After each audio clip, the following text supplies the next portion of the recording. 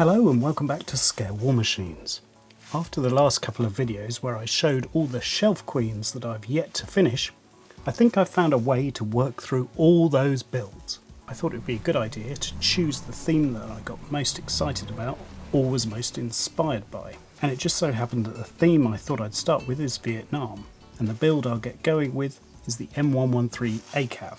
In this video I'll show you how to make and adapt figures for a diorama. The plan is to get as much done as I can during this lockdown period. It's now day 17 of lockdown. Here in the UK we continue to have restrictions on where we can go and what we can do. I may as well do some modelling. So without further ado, let's get started. The M113 ACAV has always had an appeal to me. It's a great looking vehicle, very simple and rugged and effective. This is the Academy kit, which went together really well, and it was great fun fitting out all the interior, which I'll release as a video at some point in the future. Meanwhile, Vietnam is an interesting conflict for model makers, and it certainly inspired me to finish this build. Also, the model was pretty much nearly done.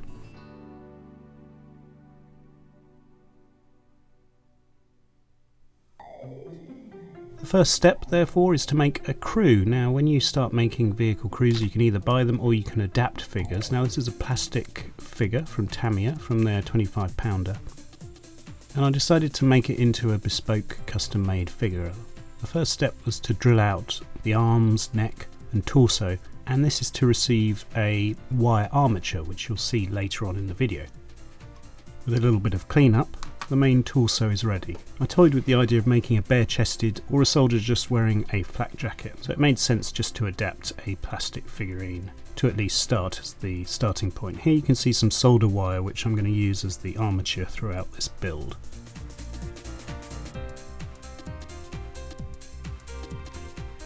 To enhance the model, you can use hornet heads, and I've done a video before on adapting hornet heads. Step one is to choose one that might work. Here you can see me going through all the different selections trying to find one. The first set there was nothing really. Then moved on to another set. Tried that, and then finally opted actually for a Verlinden head. The reason being, I think, is that the Tamiya figure is slightly overscale, and throughout this build this figure will be a bit overscale. But the Verlinden head was interesting. It had a sort of boonie hat which worked well, it was a bit different. Then it was just a case of drilling out a recess to accommodate the neck.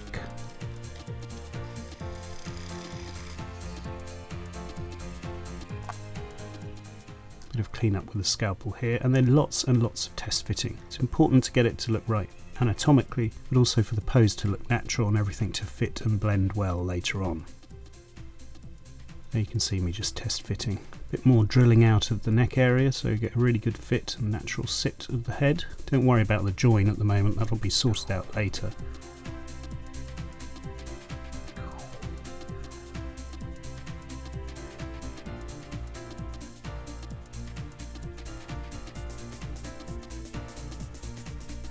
After a bit of clean-up, it's a good idea just to clean the plastic up with a bit of liquid cement, as you can see me doing here. That just burns away any residue.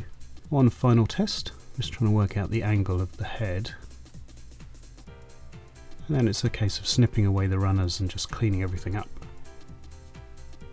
Sanding sticks are very useful for these kind of tasks. Then it can be glued in place. This time we're using some Deluxe Materials Rocket Max glue, which allows a little bit of adjustability. May seem like a lot of work, but it should pay dividends when the figure is sculpted.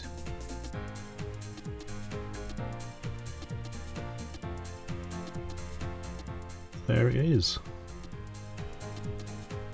The other crew members were made pretty much out of the box from the Academy kit. Clean up the parts and then fix them in place using something like liquid glue. And here again it was decided to replace the head. I went for these crew helmet heads and tried those. That didn't really work.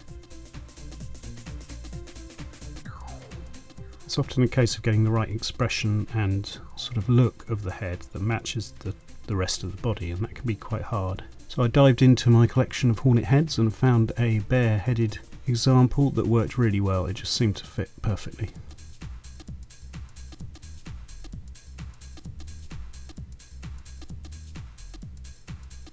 Cut away the runner and test fitting.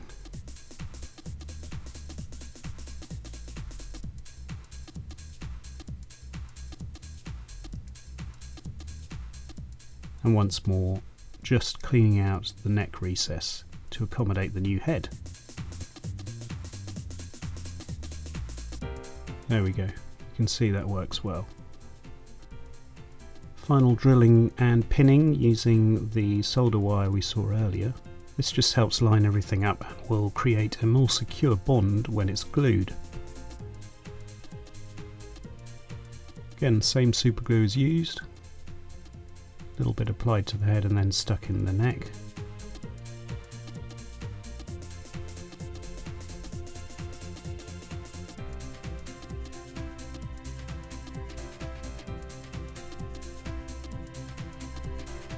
Then you just line the two up, position it and glue once and for all. Pretty happy with that.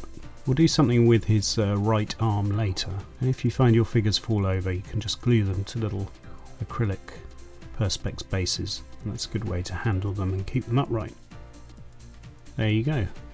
One pretty much stock figure adapted with the simple addition of a new head from Hornet. The realism was immediately increased. This is going to be the vehicle commander, and he's going to sit atop the ACAV turret. Again, this is just glued together in the normal fashion. I think this time I used super glue, but the armatures are there just to help secure everything.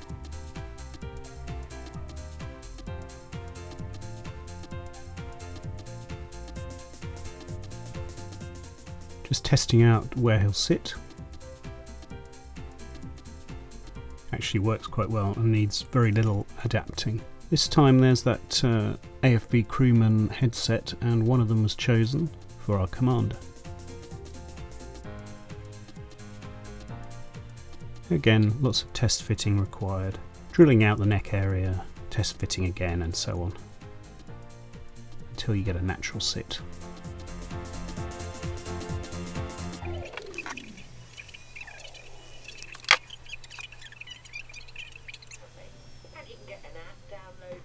That all seems to work, and the direction of his gaze works for the planned future diorama. It's fixed in place permanently.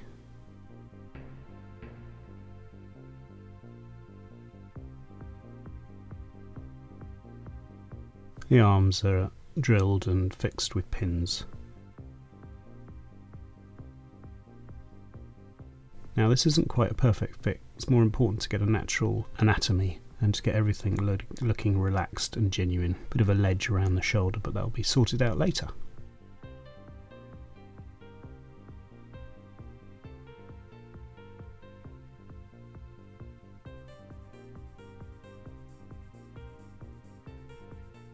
Okay, back to the more custom figure. This is the solder wire that I used to make the armature. It's very soft and pliable. I'm just working out kind of roughly where the legs will go and where the arms will go on the actual vehicle. The idea is to have him leaning on the gun shield of the M60.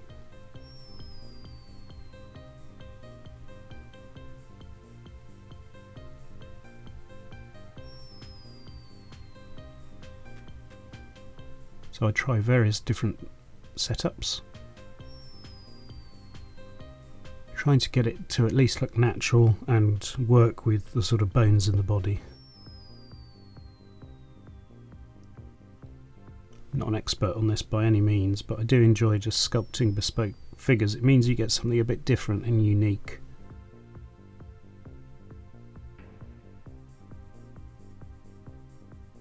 So you can see how it's kind of intended to work. The legs can be easily rebent just to get it to look right. You have to sort of imagine what it will look like. And this is what I settled on in the end, and used Tamiya Epoxy putty, a two-part putty, yellow and white, which you mix together. It's very good, dries very smooth.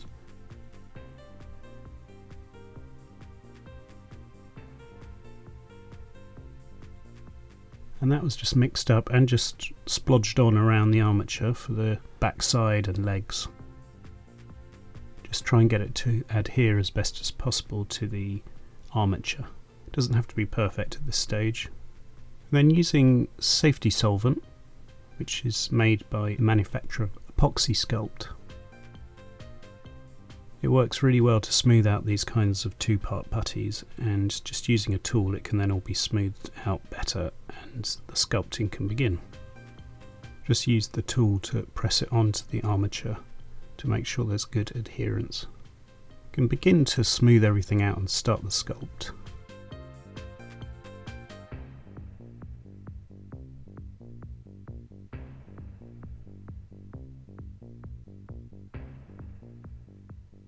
And this is pretty much how it dried to begin with. Left for 24 hours. And then more was added just around the buttocks area, backside. And it will become increasingly important that he sits correctly on the vehicle, as you'll see later on in the video. With that done, you can easily move the arm in this case to get everything working as you want. You can start to see the beginnings of the hand as well. As I say, I'm not a figure sculptor, I'm not an expert by any means, but I wanted to show that it is possible using these techniques to create something a bit different.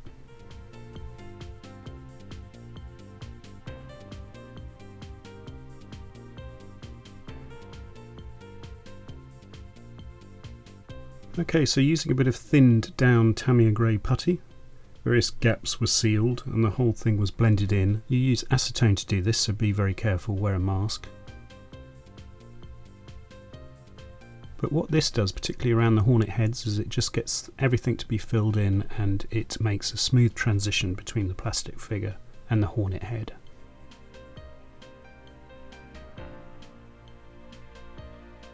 You can see that very well in these shots.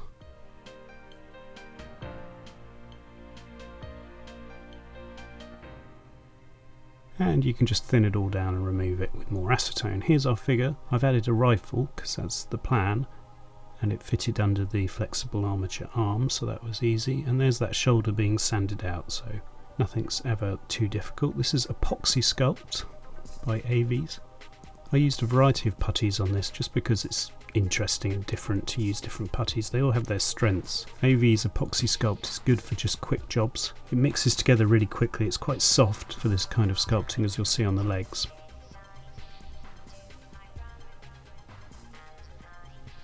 But anyway, I adapted it to fit around the armatures and extend the lower legs. And here you can see it just being sculpted with the beginnings of pockets and creases and so on, just using a simple wax carver tool. It's just a case of patiently working your way around the figure. You can see I started with one leg and then regularly smoothed it out with a brush with ACAV's safety solvent. You can see that the details are a lot softer on the Epoxy Sculpt.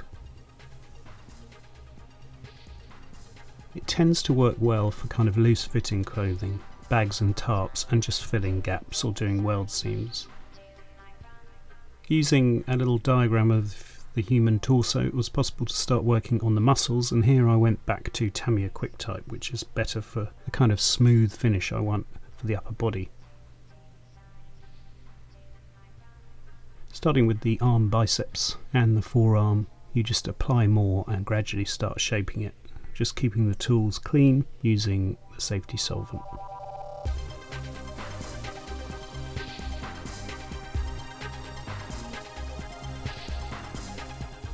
The other arm also was sculpted at this stage. Just apply it, blend it with the brush, and then sculpt.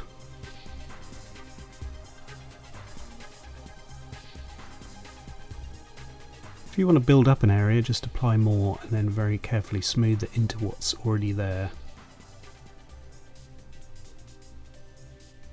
Next I started on the hand, and this was more fiddly and took a while to get right, but you build up the bulk of the hand, just get a rough sort of blob where the hand would be.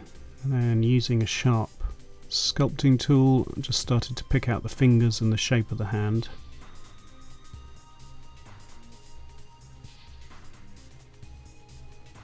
You'll see initially this was too small almost. There he looks like he's got sort of fat sausage fingers, and then I reduced them in size. But generally this first go at the hand was a bit small, but a bit like I'm doing here with the arms is once it's dried you can apply more and just build up the thickness. Part of the thinking here was to reduce the muscliness. He just seemed a bit too much of a beefcake, so I just kind of thinned out the muscles a bit by filling in the recesses.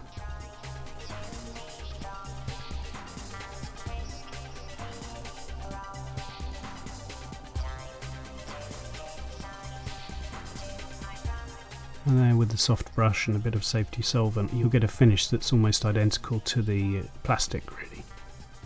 The hand, meanwhile, you can see the armatures showing through. That's not a problem. And the fingers are more or less satisfactory for this stage. I then changed to Kneader-Tight Duro, which is a green putty. And again, this is just another putty. It just made it a bit more interesting. When I sculpt figures, I tend to use different putties. I don't know why. Anyway, it's very good for holding details. So you can see here around the belt loops and so on. It's really very good at retaining fine detail, particularly with a scalpel. And then you just smooth it out. And then a kind of sweat towel was applied, very Vietnam.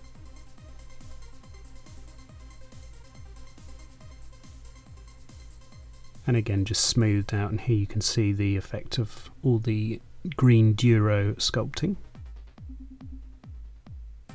And a hand was of course added. That's from the Verlinden Hands range, and that was added holding a can of drink.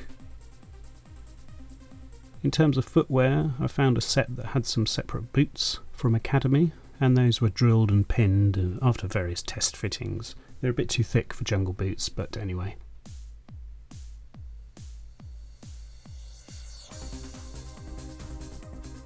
At this stage, I decided to adapt the leg a bit more by cutting at the back and just bending it slightly. It was then glued in place and the crack or bend was filled. This is just a final adjustment really to try and get the figure to really sit well on the model.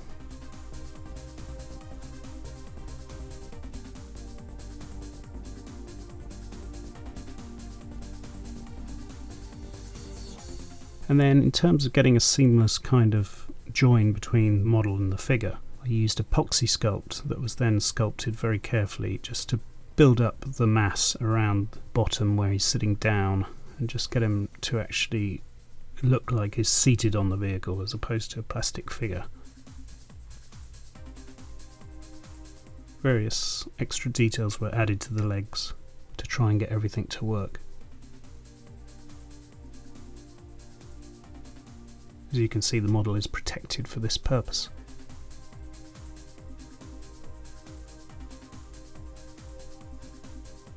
Then you can finally smooth everything out underneath, knowing that he will fit on the vehicle. A little bit of final sculpting around the pockets and so on to get them to look realistic.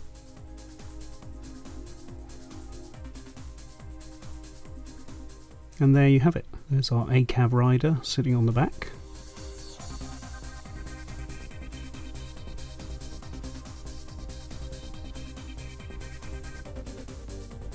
When I measured him next to the other figure, it did kind of work. And you can see here the hand, the Verlinden hand, has had a bit of extra detail. Meanwhile, the other figure, that right arm I mentioned, I decided to sculpt a little cigarette packet with some wire metal cigarettes poking out and a new thumb. And there you have it. In the next video, I'll be making the diorama and showing various techniques for building diorama scenes for your models. I don't often get much time to do dioramas, so I'm really enjoying having this extra time to put models in scenes and create dioramas.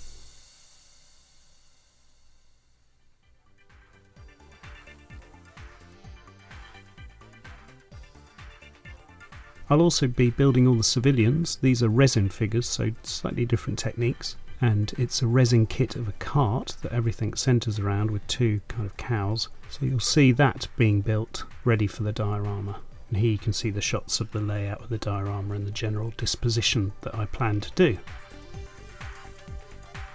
Anyway, that's it for now for this bit.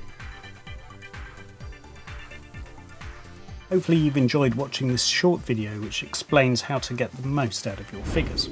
Don't forget there are plenty of other videos on Scale War Machines and on the scalewarmachines.com website. Please give us a Facebook like if you enjoy this video, and you can also follow us on Twitter. I also showed in a recent video the life miniatures post-apocalyptic figures or busts, I just wanted to let you know that I've started preparing those, and they'll feature in a new video on the Hysterex Agents channel.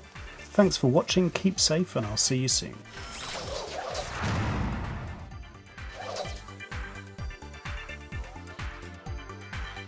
Subscribe for our latest videos.